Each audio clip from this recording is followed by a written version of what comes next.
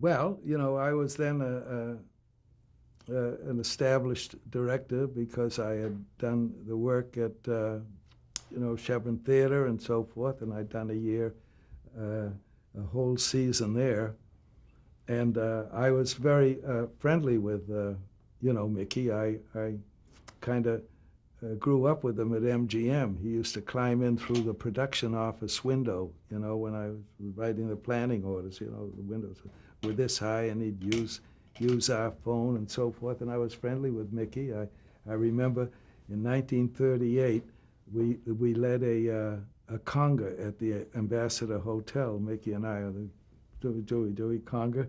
Yeah, I got a couple of pictures of that. Virginia Bruce was there, oddly enough, that night with her husband. So I was always friendly with Mickey, and then when he knew I was a director, he called Laisvo. He called me Laisvo, and I did 33 episodes of whether he was there or not. He'd phone in, Laisva, he was going to the racetrack, and use that voice. And of course, I said, look, okay, I've got a bunch of people, and I would go and I would shoot all around. We did one like 10 Indians or whatever, and I had a big cast, and he knew I would do that. And so that day I would get all the pieces around. Imagine.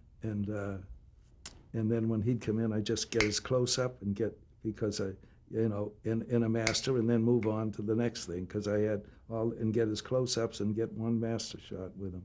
And he did that a lot that year. And he and Joey Foreman were wonderful, and the cast was just a very nice, wonderful cast.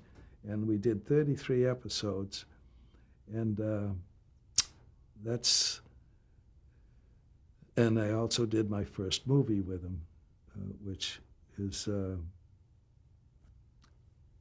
very, a movie that I shot in 12 and a half days at Republic Studios, a big movie. It's, I think it's, as I recall, it was 1900, and that was in 1954 too, I think, yeah, 1954. And I shot it with Robert Strauss. He was Animal in Stalag 17, who was nominated for an Oscar. And we shot it at Republic Studios in 12 and a half days. And interestingly enough, my wife Connie Martinson talks books. She's interviewed over 4,000 authors, and she uh, knows the background of when I told her about what had happened. She particularly with Mickey, about doing how I would shoot and go around without him. She just she couldn't believe it, because but then when she came to visit on the set, and she said, well, that's really amazing how and I did that a lot. And I'd say to Mickey, I'd rehearse, and he'd be in the dressing room, and he'd come out, and again he had Sieg Freulich was his My Man Friday, and he would just look at a script, 4 pages, just like that. When you're ready to shoot, he'd look at the camera marks and say, roll him. And I said, Mickey, there are actors here. We have to. He was really a piece of work, but wonderful. And I say 33 episodes with him. And I got sidetracked about one thing I wanted to say that was really important. But he was really a delight, and as far as his talent and his brilliant. I could play whole scenes on him, just on his close-up as he reacted. The way his faculty for listening, he was just a genius. He was just a genius in his talent and his charisma. And, he went on to win so many awards in the career that he had. And how much of his character's personality would you say was similar to his own personality?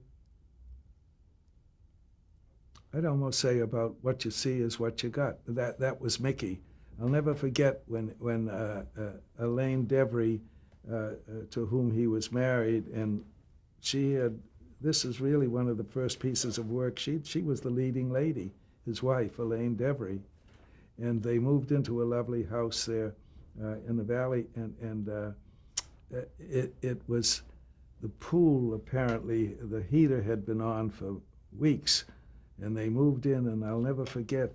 He came running out to swim in his pool. I happened to be there that day, and he dove into the pool, right, head first, and he came up, and it was apparently 105, the water in the pool, and he spit this fountain of water, so he spit out, and he called for, "Racer! Racer!" This is just on the spur of the moment. You can't forget things like this. And Racer came running out as his butler and man Friday, and he said, "We're having corned beef and cabbage tonight. Put the potatoes in this corner, the cabbage in this corner," and going to cook the corned beef and cabbage in his pool. It's just those spontaneous moments that Mickey was, and he was, he had his moments, you know, but I must say, he put his arms around me once and said, you know, there's really only one of you, one you, Leslie, when he got feminine, you know, so forth. But I have dozens of stories that I could tell you about Mickey, and his relationship with Judy was really wonderful. They were friends, as I told you. She came up and for his opening.